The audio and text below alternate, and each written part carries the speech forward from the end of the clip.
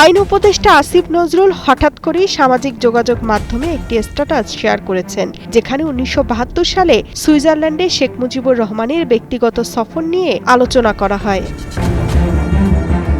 স্ট্যাটাসে বলা হয়, বাংলাদেশের সরকার প্রধানদের ব্যয়বহুল বিদেশ যাত্রা দেশের ভেতরে সবসময় তর্ক বিতর্ক উস্কে দিয়েছে।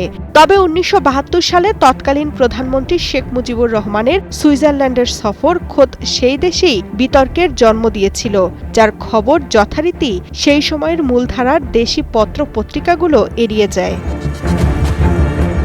স্বাস্থ্য পুনরুদ্ধারের সফরে সফরসঙ্গী হয়েছিলেন মোট ১৯ জন, যার মধ্যে পরিবারের সদস্যরাও ছিলেন। প্রাথমিকভাবে ১০ দিন থাকার পরিকল্পনা থাকলেও সফরটি গড়ায় ২৩ দিনে। প্রতিনিধি দলটি জেনেভার বেলভিউতে অবস্থিত লা রিজার্ভ হোটেলে অবস্থান করে, যা অনেক ব্যয়বহুল ছিল।